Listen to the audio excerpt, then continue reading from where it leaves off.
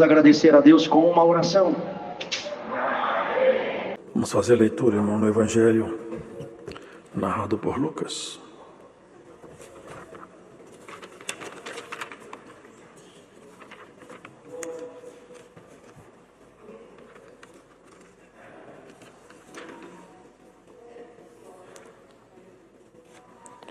Vamos iniciar no verso 22. Capítulo 12, verso 22.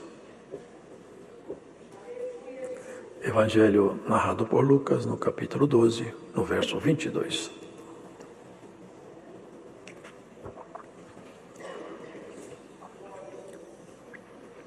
E disse aos seus discípulos: portanto vos digo, não estejais apreensivos pelas vossas vidas, sobre o que comereis, nem pelo corpo, sobre o que vestireis. Mais é a vida do que o sustento, e o corpo mais do que o vestido. Considerai os corvos que nem semeiam, nem cegam, nem têm despensa, nem celeiro, e Deus os alimenta. Quanto mais valeis vós do que as aves. E qual de vós, sendo solícito, pode acrescentar um côvado à sua estatura? Pois, se nem ainda podeis as coisas mínimas, por que estáis ansiosos pelas outras? Considerai os lírios, como eles crescem, não trabalham, não fiam, e digo-vos que nem ainda Salomão, em toda a sua glória, se vestiu como um deles. E se Deus assim veste a erva que está hoje no campo e amanhã é lançada no forno, quanto mais a vós, homens de pouca fé.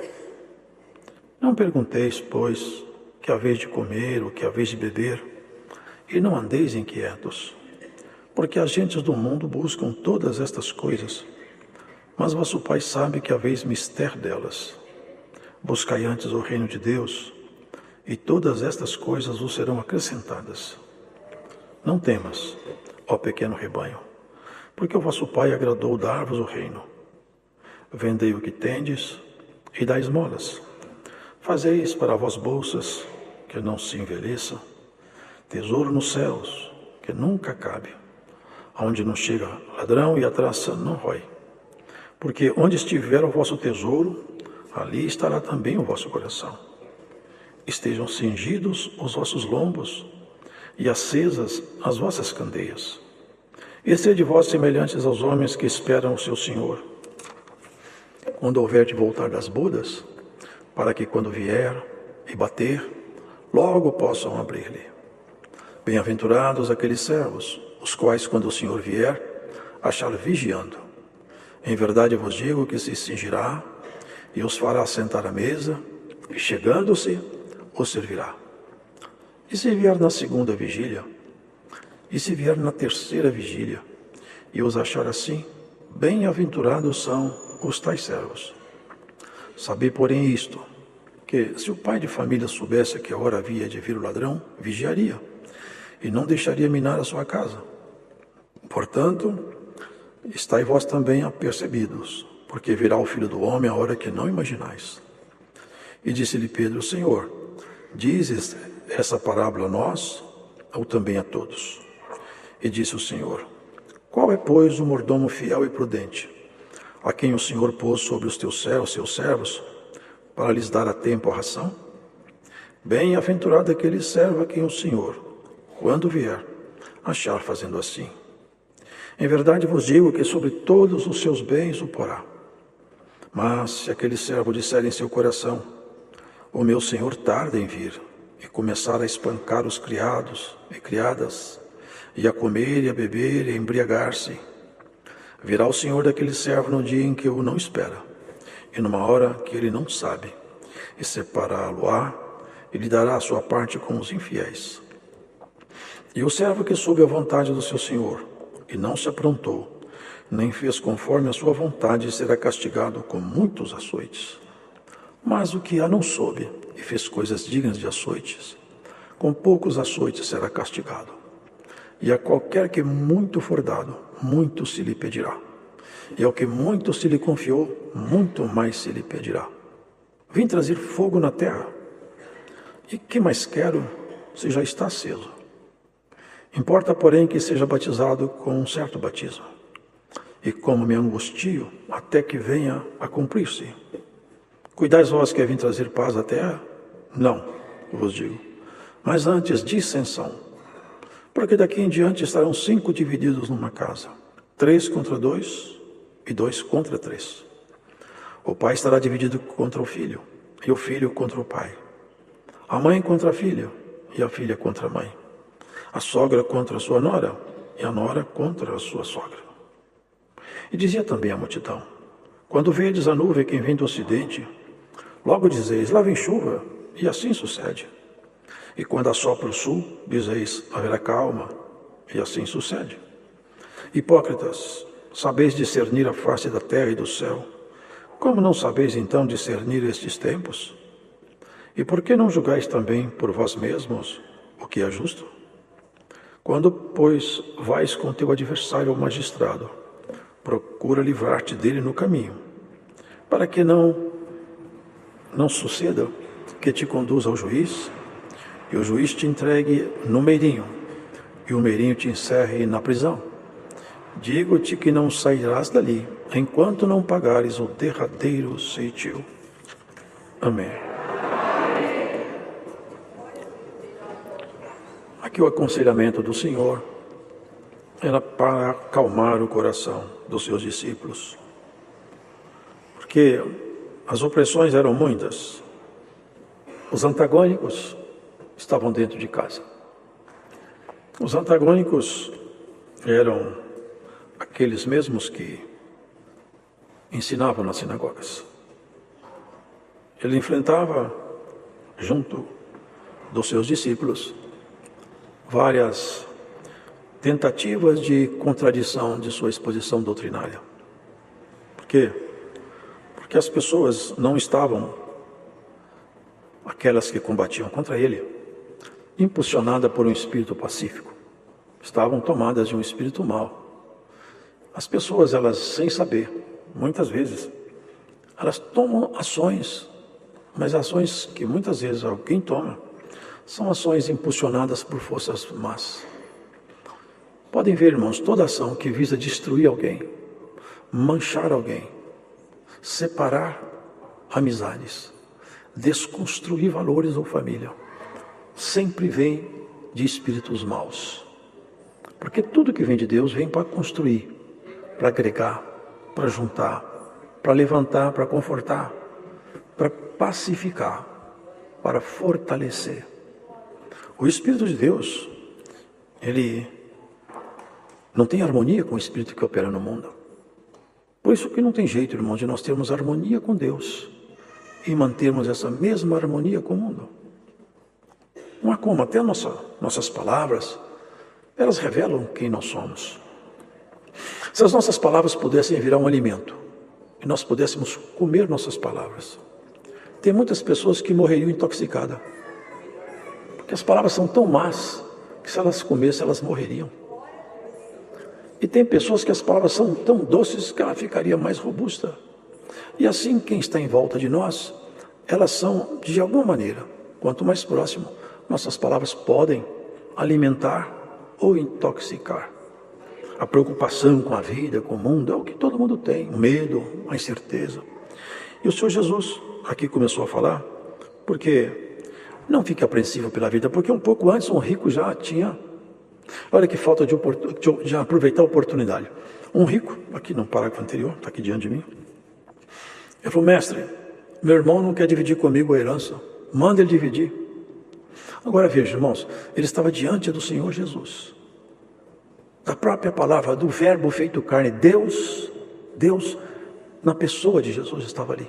Deus estava diante dele, na pessoa de Jesus. Ele foi pedir para Jesus dividir a herança. Jesus veio tratar de outra herança, não dessa daí. Aí ele começou a explicar. Não estejais apreensivo pelas vossas vidas. Porque as pessoas, ao invés de aproveitar a oportunidade de ter um contato com Deus, querem fazer... Irmãos, até mesmo no mundo religioso acontece isso. Tem pessoas que, ao aproximar de Deus, eles esperam obter alguma vantagem pessoal. Algum tipo de lucro. Algum tipo de sucesso. Irmãos, a nossa proposta com Deus não é essa, não. O Senhor nunca prometeu que os discípulos dele se tornariam homens de sucesso, mulheres brilhantes aí. Não. Alguns ele até concede essa graça, mas a promessa dele não é essa. A promessa dele é que aqueles que se aproximam dele vão se tornar melhores, transformados. A graça de Jesus Cristo transforma. Ela não maquia. Ela não torna, porque o ser humano é assim, ele maquia a sua natureza. Ele tem uma fachada, uma aparência, mas ele não é o que ele aparenta.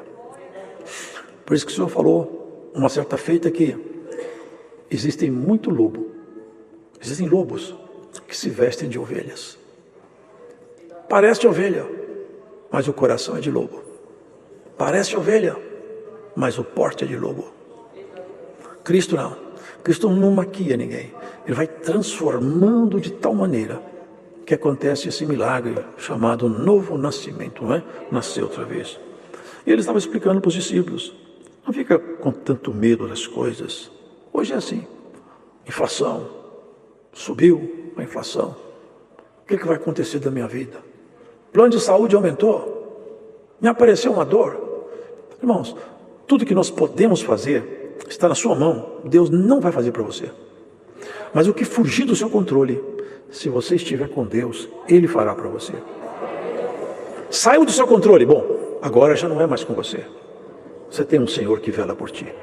Mas está no seu controle, faça. Está fazendo um tratamento? Não interrompa. Está tomando remédio? Não joga os remédios fora. Mas os remédios não estão atuando mais. Agora já é com o Senhor, já não é com você mais. Seu limite chegou, bom, agora trata com o rei. O rei sabe tratar de assunto que você não tem competência para tratar. Não fica apreensivo, só está pensando, não fica apreensivo. Nem com o que você vai vestir. E ele faz uma comparação, até poética, né? Qual que vale mais? A vida ou o alimento? A roupa ou o corpo? Ora, se eu tomo conta dos passarinhos, aqueles que estão comigo, que andam comigo, que creem em mim, que acredita que eu sou Deus, que eu sou capaz de ajudá-lo, se eu sou capaz de tomar conta de um corvo, o corvo aqui no Brasil, nunca vi, é um pássaro desse tamanho assim, ele é um pássaro escuro, algumas listas brancas, foi aquele que alimentou Elias, né? Se ele cuida de um passarinho desse aí, irmãos, dá comida no bico dele, até as feras. Ele põe comida na boca de um peixinho no fundo do mar. Será que ele tem dificuldade de fazer chegar até você o seu sustento? Ele toma o coração de quem ele quer. Eu já vi pessoas egoístas, egocêntricas. Já vi relatos, irmãos, e já vi casos de pessoas que não se preocupam com ninguém. Mas porque Deus apertou o coração dele, vai fazer bem para quem é de Deus. Já vi casos quase impossíveis, se não fosse Deus, a pessoa não creria. De doar uma casa, quem vive com sovina, guardando dinheiro, doa uma casa para um servo de Deus. Sabe por quê? Porque o coração do homem também está na mão de Deus. Deus faz uma pessoa má ficar boa o tempo suficiente para fazer o que ele quer. Depois que assoltou o coração, ele volta a ser o que ele era. É isso. Se ele cuida de um passarinho, olha, Salomão foi o rei poderosíssimo, uma sabedoria tão magnífica que ela é relatada até como um paralelo do reino de Cristo. A rainha de Sabá se levantou lá de longe para conhecer a sabedoria de Salomão e ficou espasmada de ver a riqueza, a sabedoria e tudo. Mas eu falo, Salomão, com toda a sua glória, ele não foi capaz de vestir mais bonito do que eu visto um lírio no campo. Porque o lírio no campo é vestido com vida, as cores do lírio são vivas, as roupas são com tecido morto, o lírio é vestido com tecido vivo. Tudo ali está vivo, são cores vivas. E eu faço isso com o lírio, que ele fica bonito de manhã cedo, quando bate o sol da tarde ele está murchando. Será que eu tenho dificuldade de fazer isso, te ajudar, te dar uma provisão? A provisão de Deus sempre chegará na vida daqueles que andam com Ele. Davi falou, eu já fui moço, porque ele já estava velho. Hoje eu estou velho, mas eu já fui moço. Eu quero relatar para vocês uma coisa, eu nunca vi um justo desamparado. E tem mais, eu nunca vi a descendência do justo mendigar pão nas ruas. Assim a palavra nos assegura, nem você ficará desamparado, nem sua descendência mendigará pão. Ele veste a erva do campo, veste você também. Não fique com medo do futuro, sem inquietação. As pessoas ficam assim, irmãos, medo. Olha, houve uma tarifa nova, o que vai acontecer com a nossa economia? Nós não sabemos nem se estamos vivos amanhã. Basta cada dia com o seu mal. Cuida do dia, cuida de hoje. Amanhã, Deus vai criar o dia de amanhã, Ele cria as coisas para você também. É um descanso, a palavra do Senhor. Aqui o Senhor estava recomendando, descansa em mim, descansa. Para de ficar muito aflita com as coisas em volta de você. Porque Ele tem solução para tudo. Ele tem solução para qualquer tipo de problema. Não tem nenhum problema que Deus tenha dificuldade de solucionar. Ele não soluciona todos. Não no tempo que a gente quer.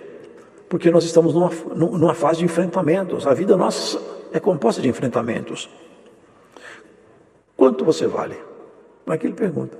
Quanto que vale você? Qual que é o seu preço? Vale tanto que custou o sangue do Filho de Deus. Não tem dinheiro no mundo. Nem toda a riqueza do planeta. Nem toda a riqueza que poderia existir no cosmos é suficiente para pagar uma simples alma. Não tem dinheiro que paga isso, porque isso aqui não se compra com dinheiro deste mundo. Então, ele fala, vocês valem muito mais do que um passarinho. Eu cuido de vocês. E vocês não podem fazer coisas mínimas, se nós somos dono do corpo, não é verdade? O corpo é meu, eu sou dono dele. Teoricamente, eu podia, então, fazer tudo que eu quero com o meu corpo. Por exemplo, mandar ele crescer. Quando eu sou pequenininho, por exemplo, eu não quero continuar pequeno, eu quero crescer. Eu posso dar a ordem que for, mas meu corpo não obedece. Não obedece. Porque eu não tenho controle sobre essas coisas mínimas. Se a pessoa está careca hoje em dia, quantos estão lutando para tirar aí, né? Pesquisas para tirar a calvície e não conseguem. Nós não conseguimos fazer coisas pequenas. Se nós não conseguimos fazer as mínimas, por que vocês ficam ansiosos por muita coisa? Ele vai tecendo esse comentário, irmãos, para descansar os discípulos dele.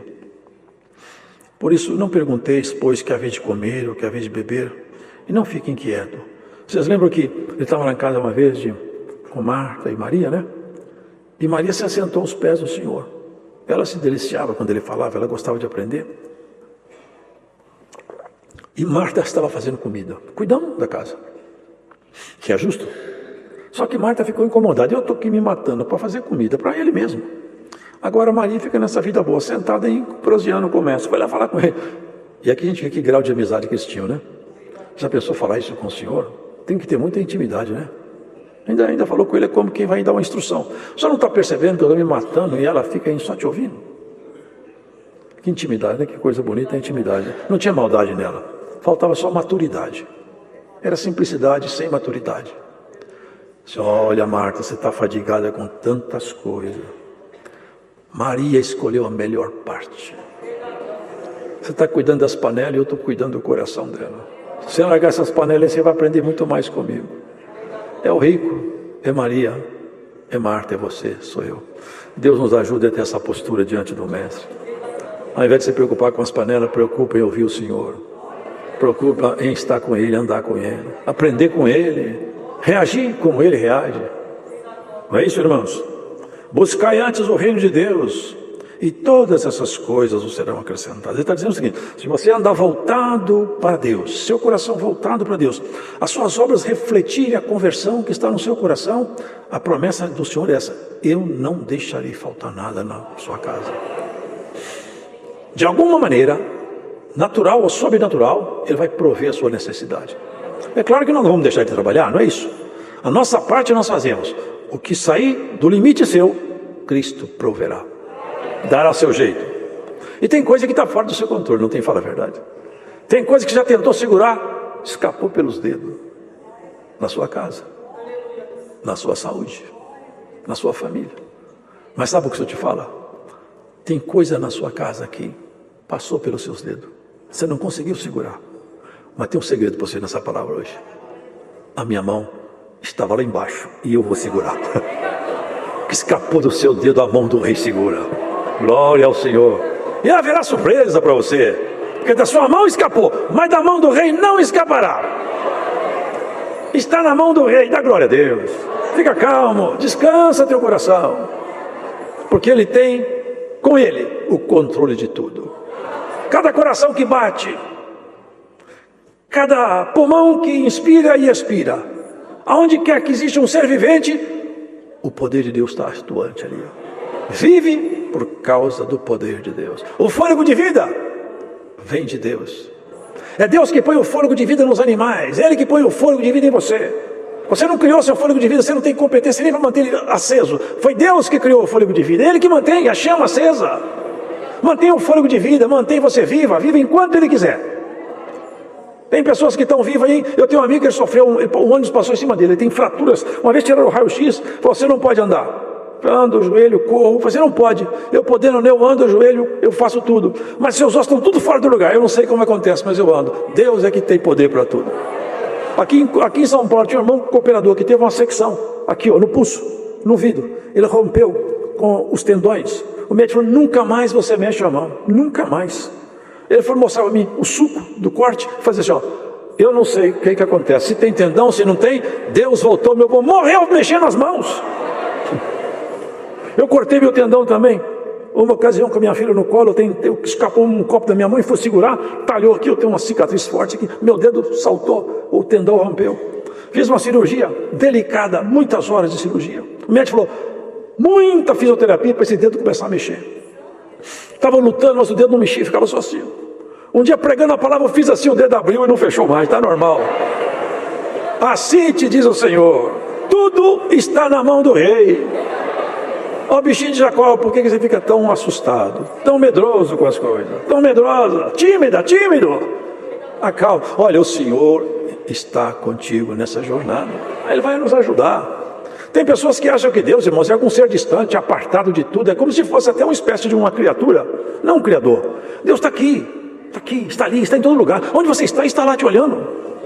Ele não deixa ninguém, irmãos, é impossível nós nos apartarmos dele, não tem como, Ele está junto de nós o tempo todo. Aonde você estiver, Ele está te olhando, Ele tem preocupação com você. E quanto mais você entende isso, melhor fica a sua relação com Ele. Se você tivesse um pouco mais de vontade de aproximar dele, se você tivesse um pouco mais de persistência, você ia perceber que você ia romper com uma barreira. Se você dedicasse um pouco mais para orar, você ia perceber que depois de uma certa insistência, acontece uma coisa misteriosa. Você não quer fazer um teste, não? Hoje nessa palavra tem um convite aqui para você.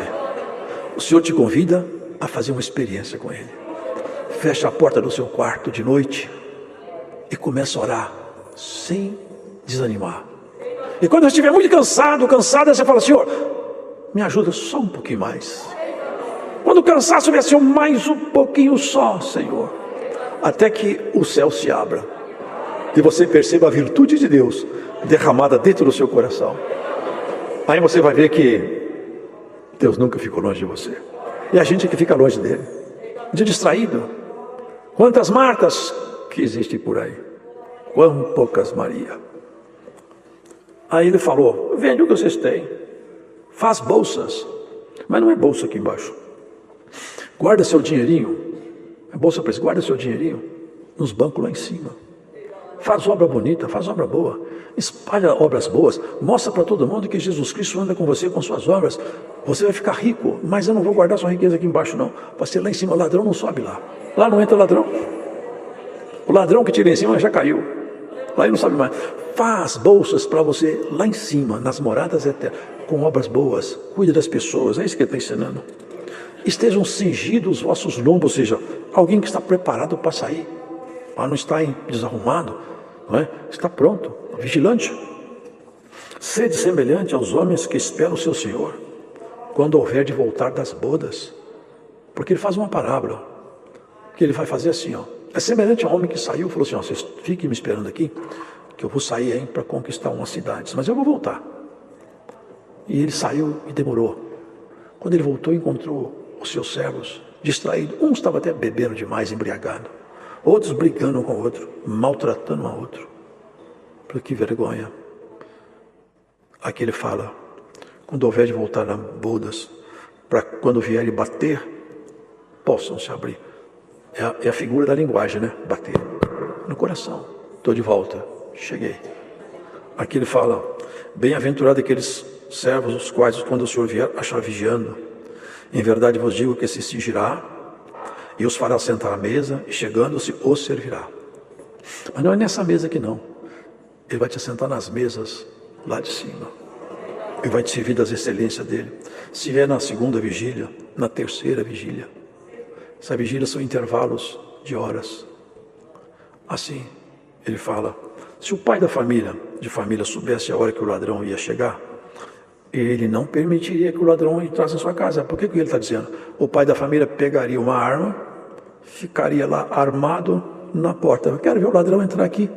Eu tenho na minha mão uma arma, eu pego esse ladrão. Antes dele entrar aqui, eu pego ele. É isso que o senhor está falando. Não é isso que nós vamos fazer isso. Ele está fazendo uma ilustração. Portanto, estáis vós também apercebidos, porque virá o Filho do Homem a hora que não imaginais. Ele estava dizendo o seguinte: eu vou voltar quando ninguém estiver me esperando.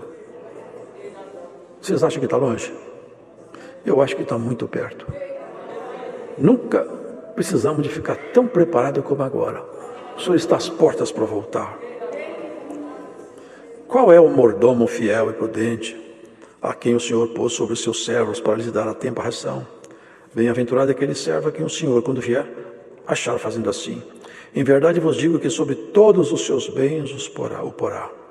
Mas se aquele servo disser em seu coração: meu Senhor tarda em vir, e começar a espancar os criados e criadas, e a comer, a beber e a embriagar-se, virá o Senhor daquele servo num dia em que o não espere, numa hora que ele não sabe, e separá-lo-á e lhe dará sua parte com os infiéis. E aqui fala uma coisa, irmãos, um pouco misteriosa, né? O servo que soube a vontade do seu Senhor e não se aprontou nem fez conforme a sua vontade, será castigado com muitos açoites. Ele não está dizendo que vai julgar no inferno, não. Mas aqueles que sabem fazer o bem e não fazem, vão pagar por isso aqui. Você sabe fazer coisa boa e não faz? Você vai pagar, você. Nós pagaremos pelo mal que fizermos e pelo bem que deixamos de fazer. Porque se você sabe fazer o bem e não faz, você vai pagar por isso. E se você faz o mal, você vai pagar por isso também. Agora, se alguém não soube a vontade de Deus, mas fez coisa que merecia apanhar, vai apanhar também. Mas eu falei: eu vou bater menos. Porque na verdade ele fala aqui, eu vou falar uma coisa para você. Para quem eu dou muito, eu cobro muito. Então tem pessoas que o Senhor abre para ele a compreensão da graça. Tanto mais você conhece, tanto mais vai ser cobrado. Tem pessoas que a visão é estreita. Então dentro do pouquinho que ele sabe, Deus vai cobrar pouquinho dele. É a justiça de Deus. Por isso, irmãos, quanto mais te for dado, mais te será requerido. Tudo que você fizer, lembra disso, vai ter que prestar conta. E aqui a justiça é tão grande, irmãos, que até com relação ao pecado, até com relação ao inferno, pelo que fala aqui, os irmãos podem ver, até as pessoas que vão para os abismos, elas vão ser castigadas de acordo com o grau de erro que elas tiveram. Lá em cima vão receber galardão de acordo com a dedicação. Lá embaixo vão receber condenação de acordo com a depravação. Os que depravaram muito vão apanhar mais. Os que depravaram menos vão apanhar menos. Mas todos estarão gemendo. E você estará dando glórias a Deus. É o nosso desejo, é o desejo do Senhor. Eu vim lançar fogo na terra. Jesus não era incendiário. Eu vim lançar fogo na terra. Olha, ele quer falar saber de uma coisa? Esse fogo já está aceso. Ele acendeu fogo no coração de Pedro, de Tiago. Acendeu no seu coração também. Queima todas as ervas daninhas. Queima toda sorte de ervas más. Vai purificar. O fogo é purificador. Não é no chão que ele acendeu fogo. Acendeu fogo nessa terra aqui, ó. Ei, lembra-te, homem, que tu és pó. O pó levantado. O pó que fala, que chora, que ri, que anda. O pó que espera, o pó que crê. Nesse pó que ele acendeu o fogo. Vocês acham que eu vim trazer paz? Eu não vim trazer paz. Cuidasse que eu vim trazer paz à terra? Não, não vim. Eu vim trazer paz para você, mas para a terra não. Porque vai nos colocar em conflito. É para você ser fiel, você tem que às vezes conflitar com seu amigo, com seu trabalho, com seu pai, com sua mãe. Quantos que para se manter fiel a Deus, tem que fazer escolhas, tem que deixar, ou é deixado. Tem pessoas que já foram abandonadas, porque optaram por Cristo. O marido, a mulher, o pai, o filho não aceitou essa vocação sacerdotal maravilhosa. Despreza, vai embora. Essa é a separação que ele fala. Quem é de Deus não procura se separar de ninguém. A separação aqui decorre daqueles que não aceitam o convívio conosco mais como cristão. Por isso que vai falar que o pai está dividido com o filho e o filho com o pai. Porque se a filha, se o filho, se o pai e se a mãe fizeram uma opção, não quero, ser crente não quero que você seja, aí nós temos que deixar pai e mãe. Está escrito, aquele que não ama mais a mim, mais do que seu pai e sua mãe, não é digno de mim. E ele falou sobre a vinda dele, que ele começou a falar ali atrás. Quando vedes a nuvem que vem do ocidente, logo dizeis, lá vem a chuva, e assim sucede. Você sabe olhar o tempo e não sabe olhar as coisas, hipócritas. Quando, pois, vais com teu adversário ao magistrado, procura livrar-te dele no caminho, para que não suceda que te conduza ao juiz. O juiz te entregue no meirinho, o meirinho te encerre na prisão. Digo-te que não sairá dali enquanto não pagares o derradeiro ceitil. Aqui no caso, irmãos, nessa prisão aqui, não é no inferno. Porque do inferno ninguém sairá mais. Só sai para ir para o lago de enxofre, que é pior que o inferno. Aqui são as provações que nós entramos nela. Se nós andamos fazendo coisas erradas, eu tenho um conflito, eu tenho um atrito, eu tenho uma divisão, eu tenho uma mágoa, eu acuso, eu minto, eu blasfemo, eu calunio, qualquer coisa que se faça contra alguém, temos que aproximar e consertar antes de partir daqui. Antes também daquele que foi prejudicado começar a orar e falar, Senhor, faz justiça na minha causa. Sabe o que você está dizendo? Que eu vou te entregar na mão do carcereiro. O carcereiro não é Deus não, é o outro. Você entra numa provação, numa situação difícil, que você vai só se livrar da situação quando você pagar o último ceitil. É isso que está escrito aqui. Mas nós não queremos pagar a conta encarcerado em nenhuma situação difícil.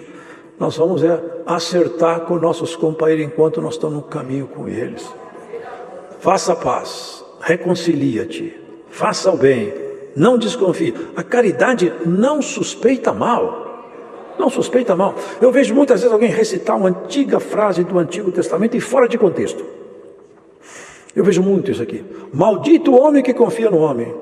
É uma frase fora de contexto. O que está escrito é assim: maldito o homem que confia no homem, faz da carne o seu braço forte e diz no seu coração não a Deus. É esse tal homem que é maldito. Agora, confiar no nosso irmão é o nosso dever. A palavra de Deus fala, a caridade não suspeita mal. Você tem amor, tem caridade, então tira a suspeita do seu coração.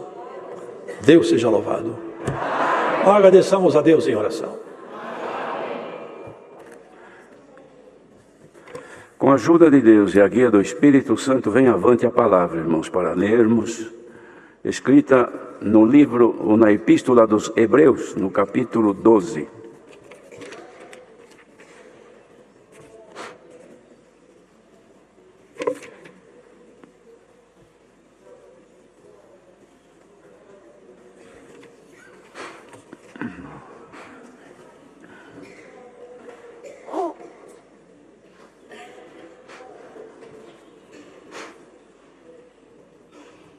Se todos encontraram, vamos ler então com a ajuda de Deus.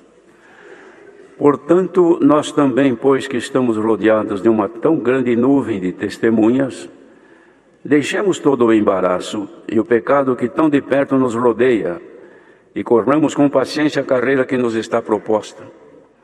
Olhando para Jesus, autor e consumador da nossa fé, o qual pelo gozo que lhe estava proposto suportou a cruz, desprezando a afronta, e assentou-se à destra do trono de Deus.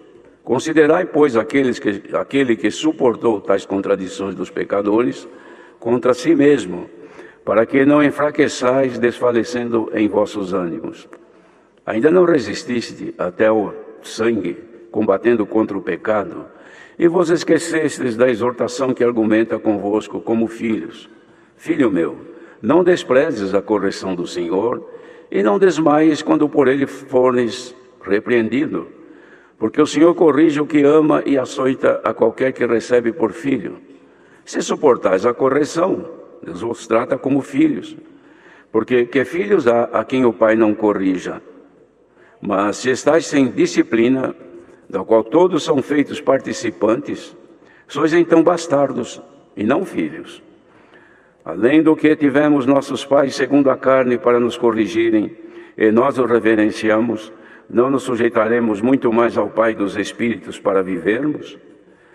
Porque aqueles, na verdade, por um pouco de tempo, nos corrigiam como bem lhes parecia, mas este para nosso proveito, para sermos participantes da sua santidade.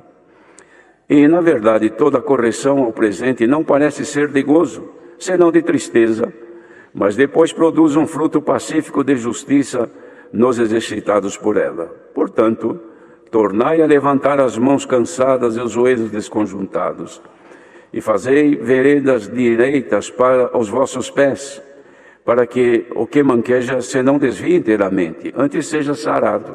Segui a paz com todos, e a santificação, sem a qual ninguém verá o Senhor, tendo cuidado de ninguém se prive da graça de Deus, e de que nenhuma raiz de amargura brotando vos perturbe, e por ela muito se contamine. E ninguém seja fornicário ou profano como Esaú, que por um manjar vendeu o seu direito de primogenitura. Porque bem sabeis que, querendo ele ainda depois herdar a bênção, foi rejeitado, porque não achou lugar de arrependimento, ainda que com lágrimas o buscou.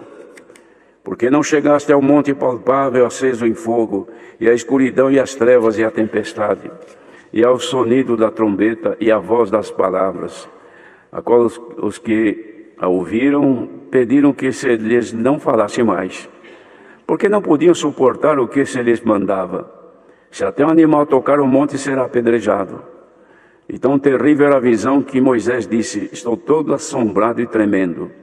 Mas chegaste ao monte de Sião e à cidade do Deus vivo, a Jerusalém celestial e aos muitos milhares de anjos, a universal assembleia e igreja dos primogênitos, que estão escritos nos céus, e a Deus o juiz de todos, e aos espíritos dos justos aperfeiçoados, e a Jesus o mediador de uma nova aliança, e ao sangue da aspersão que fala melhor do que o de Abel. Vede que não rejeiteis ao que fala, porque se não escaparam aqueles que rejeitaram o que na terra os advertia, muito menos nós, se nos desviarmos daquele que é dos céus. A voz do qual moveu então a terra, mas agora anunciou dizendo: ainda uma vez comoverei não só a terra, senão também o céu. E esta palavra ainda uma vez mostra a mudança das coisas móveis como coisas feitas, para que as imóveis permaneçam. Pelo que, tendo recebido um reino que não pode ser abalado, retenhamos a graça pela qual sirvamos a Deus agradavelmente, com reverência e piedade, porque o nosso Deus é um fogo consumidor. Queridos irmãos, é uma exortação feita pelo apóstolo que trazia o povo a considerar a necessidade da perseverança durante as provações, tendo como exemplo o Senhor Jesus, que padeceu por todos nós, sendo Ele justo, perfeito e sem pecado. Então ele traz aqui, irmãos, lembrança aos irmãos hebreus, dizendo: nós também, agora que estamos rodeados de uma tão grande nuvem de testemunhas, devemos deixar todo o embaraço e o pecado que tão de perto nos rodeia, e corramos com paciência a carreira que nos está proposta. Veja, irmãos, conclamava o povo diante das testemunhas inúmeras que estavam observando o povo de Deus, que nessa nova aliança, que era o Evangelho de Cristo, estava crescendo de forma diferente dos que viviam sobre a escuridão, sobre as trevas do pecado. Por quê? Porque agora eles estavam correndo com paciência uma carreira que havia sido a eles proposta, e que também essa mesma foi proposta a cada um de nós. Ele dizia: olhar para Jesus, autor e consumador da fé. Esse é o exemplo para nós. Pelo gozo que lhe estava proposto, ele suportou a cruz. O Senhor Jesus, já pela fé, ele via a obra que haveria de consumar na terra, e podemos crer que até, irmãos, pela fé podia contemplar que no final, como vivemos hoje, um grande número de fiéis haveriam de seguir o exemplo de fé que ele havia deixado. E ele, por causa disso, suportou a cruz, suportou morrer numa morte de maldição. E não só isso, morrer levando sobre si os nossos pecados, a nossa condenação e, consequentemente, também, irmãos, por causa da nossa culpa, que éramos culpados do pecado. E ele suportou tudo isso, ainda que afrontado, mas ele desprezou, não reagiu, não retrucou, ele suportou a afronta, mas ele foi assentar-se à destra do trono de Deus. Então ele falava assim: os irmãos, considerem aquele que suportou essas contradições dos pecadores contra si mesmo, para vocês não se enfraquecer e nem desfalecer nos vossos ânimos. Esse é o motivo da palavra nesta manhã. Para que ninguém se enfraqueça e não desfaleça do ânimo que tem tido para servir a Deus. Então ele falava, se vocês não resistiram ainda até o sangue, combatendo contra o pecado, porque as tentações hoje são mais externas, ou na mente, ou enfim, de outras coisas, porém, dificilmente a gente está sendo açoitado e derramando sangue. Mas muitos já esqueceram da exortação que argumentava com eles, como filhos, que Deus dizia assim, filho meu, não despreze a correção do Senhor, e não desmaies quando por ele você for repreendido, porque a repreensão do Senhor não causa dores da pessoa se desmaiar, porque ele corrige aquele que ama e açoita qualquer que recebe por filho. Esse é o trabalho da palavra de Deus em nossa vida, suportar a pregação da palavra, os ensinos do Senhor que contrariam os nossos princípios, contrariam a nossa maneira de agir, de ser como homens, porque a nossa visão é curta, a gente enxerga muito pouco, e o Senhor vê todo o nosso futuro. Então ele disse, se vocês suportarem a correção, Deus trata vocês como filhos. Porque que filho há que o pai não corrija? Mas se vocês estiverem sem disciplina, da qual todos vós sois participantes, então são bastardos e não filhos. Quer dizer, para continuar como filho, tem que aceitar a disciplina. O que é disciplina? É conduta diversificada, ou seja, um lugar para se conduzir, que não pode sair, não deve sair daquela regra que nos é posta ou imposta. Então, vivendo nela, nós estamos disciplinados, aceitando a vontade de Deus. Ele falava isso, irmãos, porque os irmãos vejam o cuidado que tinha com o povo hebreu, que Deus tinha feito já o evangelho crescer no meio deles. Ele, num dos capítulos anteriores, ele disse assim, porque o que há de vir virá, ou seja, os sofrimentos desta vida. Mas o justo, e não vai tardar, mas o justo viverá da fé. E se ele recuar, disse, a minha alma não tem prazer nele. Porque nós não somos daqueles que se retiram para a perdição, mas aqueles que creem para a conservação da alma, ou seja, da vida. Esta é a condição nossa, irmãos. O que vai de vir virá, e já está, o mundo está cada dia mudando. Os irmãos, de cada dia vem uma novidade pior do que a outra. Novidade boa não vem, mas ruim tem a toda hora. E o mundo está numa ebulição fervendo, com a maldade e a manifestação da grande treva do pecado nos finais dos tempos, previsto já pelo Senhor. E por conta disso, então, ele falava que a fé que sustentava aquele povo devia estar tendo como exemplo os antigos no Novo Testamento, que sofreram de tudo, padeceram de tudo. Alguns foram mortos, outros foram cortados do seu pescoço ainda vivos, outros queimados, e tanta coisa já havia acontecido, mas eles ficaram firmes, não desistiram de confessar o nome do Senhor Jesus. E hoje por qualquer coisa se desiste, por qualquer coisa se nega ao Senhor. E eles sofreram, foram até a morte. Ainda existe isso hoje nos nossos dias, em alguns países aí neste mundo, irmãos. Cristãos que morrem, mas não negam o Senhor Jesus. E nós muitas vezes, só por causa do nosso caráter, da nossa personalidade, do nosso direito, não é meu direito. Então ele despreza a palavra, despreza tudo do Senhor para manter o seu caráter firme, a sua personalidade. O homem de Deus, a mulher de Deus, manifesta o caráter de Jesus Cristo, que suportou tudo, mas não negou, foi fiel até a morte. E ele fazia menção então que todos esses que sofreram, morreram na fé, sem terem recebido promessas. Mas eles estavam vendo de longe e crendo, e abraçando-as, e confessaram que eram estrangeiros e peregrinos na terra. Esses que sofreram lá no passado, antes deles aqui, irmãos, porque isso aqui foi escrito logo depois que o Senhor Jesus voltou aos céus, mas ele se referia aos antigos daquela época, e nós agora também nos referimos àquilo que eles sofreram e que suportaram por causa da esperança que eles tinham. Viam o invisível e criam, ainda que não haviam recebido. Quantos de nós que cremos e não recebemos ainda e já escandalizamos? Tem gente que houve uma promessa da palavra e o Senhor prometeu, mas não cumpriu ainda porque nós não nos enquadramos segundo a sua vontade, e a gente se escandaliza.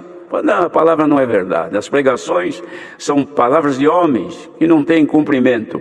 Mas todo fiel que tem fé e crê no Senhor Jesus, as palavras de Deus se cumprem na sua vida. E se ainda não cumpriram, na vida daqueles nem tudo havia cumprido. Morreram crendo que haviam de ver o invisível. Eles não viram, mas nós estamos vendo. Abraão não viu a semente que Deus prometeu, mas nós estamos vendo. Nós somos também filhos de Abraão, não na carne, mas promessa de Deus, filhos no Espírito. Abraão não viu isso aqui. Moisés não viu isso aqui. Jesus fisicamente não viu, mas como Deus que ele era, ele já via isso, já sabia esta obra que hoje acontece no mundo. E viu até o fim que está por vir.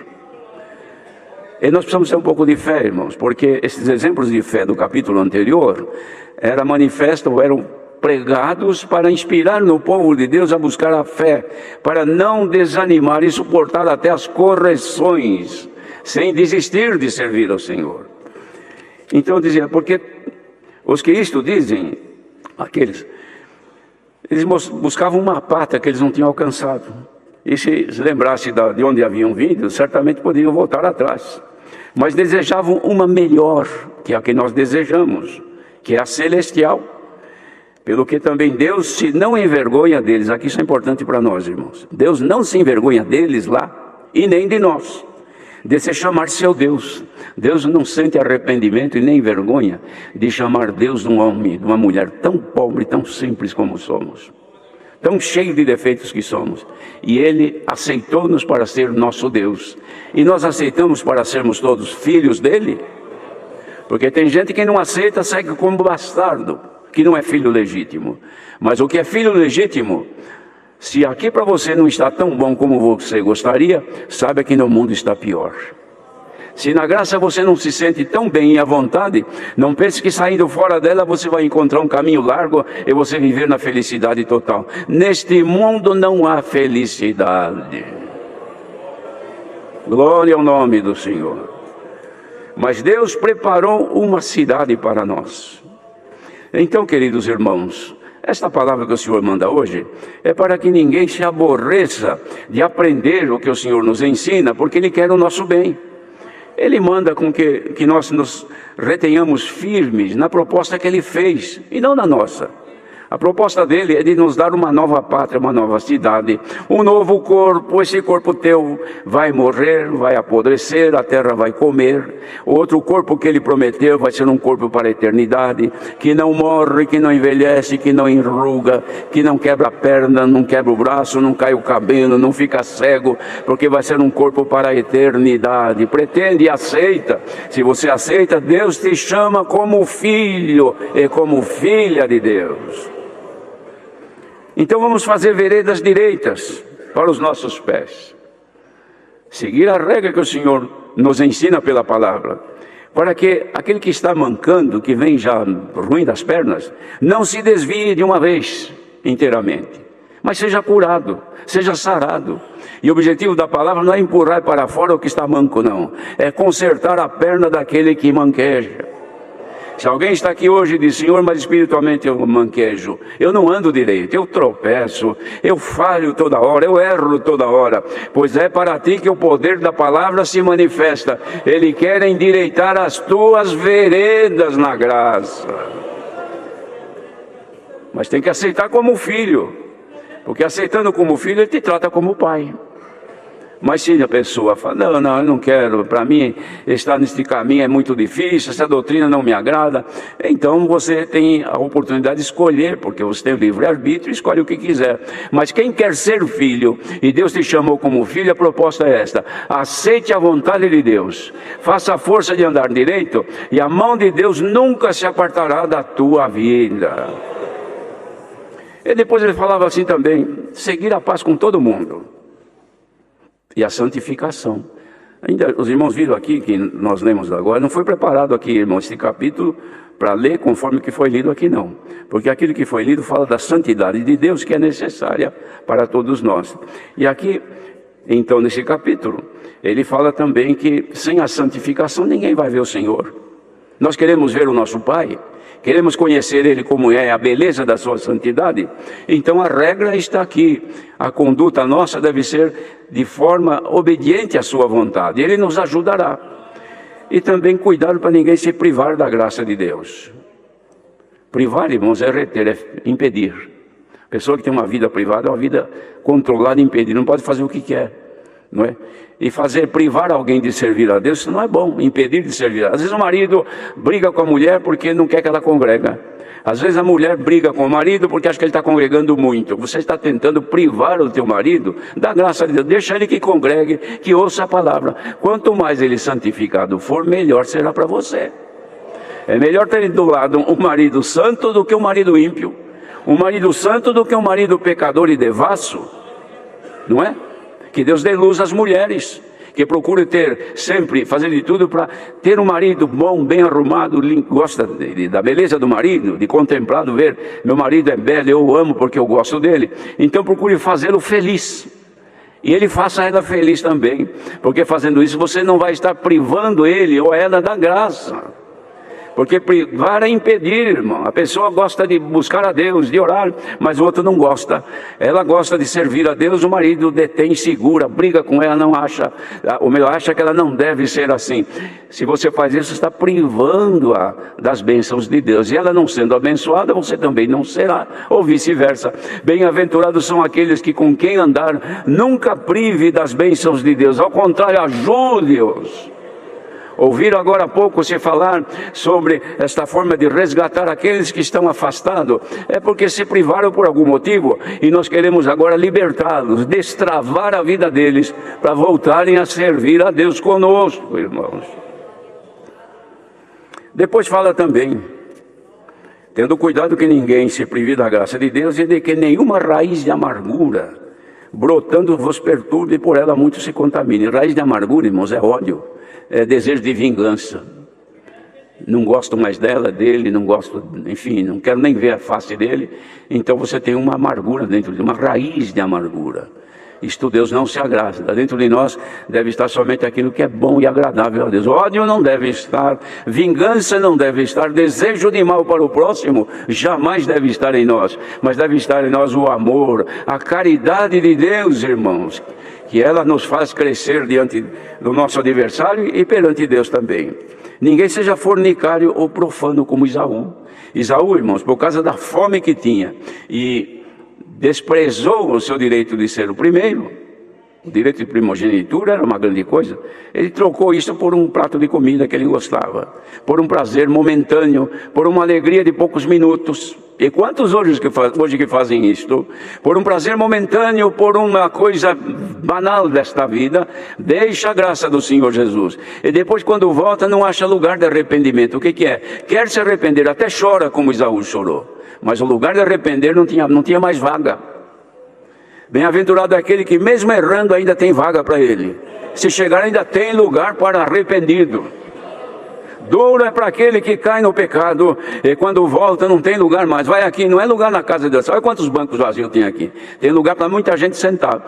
Mas não é isso não é lugar dentro da casa de oração. É lugar diante de Deus. Quem está aqui assentado agora ouvindo aqui ou por este mundo afora, faça agora o exame de consciência. Ainda tem lugar para você estar diante de Deus? Você ainda acha lugar para arrepender-se dos erros que faz e pedir misericórdia? Deus te trata como filho. Bendito seja o Senhor. E sabes que querendo ele depois herdar a bênção, foi rejeitado, não teve mais bênção para ele. Porque não achou lugar de arrependimento, ainda que com lágrima buscou. Mas disse aqui, porque vocês não chegaram ainda ao monte palpável acesos em fogo. Nós não vimos nada, irmãos, que nos assustasse e nos amedrontasse. Ao contrário, temos visto bênção de Deus, bondade e misericórdia de Deus. Palavras de Deus que freiam a nossa vida, que causam um choque na nossa maneira de ser, que tira até a nossa alegria momentânea, mas é a verdade de Deus, do Evangelho de Cristo que é anunciado e pregado. Quer ser filho e quer herdar a bênção? A receita é esta nesta manhã. Quem quiser, sigamos o Senhor, porque sabemos, irmãos, que nós que estamos aqui com a esperança de tanto tempo, não podemos agora jogar tudo isso fora e voltar para onde? mas fiquemos no nosso lugar. Quem acha que está pesado, quem acha que espera no Senhor e não se cumpre, lembra de 11 aos Hebreus, que os antigos que receberam grandíssimas promessas para o futuro, não receberam, dormiram como enxergando presentemente a promessa de Deus. Você ainda que não recebeu alguma promessa que o Senhor te fez, não é motivo para você achar que o Senhor te enganou. Fique firme na promessa do Senhor, porque ao tempo da sua vontade, Ele cumprirá na vida dos filhos que forem fiéis. E se a palavra desta manhã atende os teus anseios, é porque você é filho, porque Ele está te falando contigo como um pai. É melhor haver o conselho do pai do que a vara que vem para nos corrigir. Hoje a palavra, irmãos, não é varada, a palavra é conselho para filhos e filhas que vão herdar as promessas. Deus seja louvado.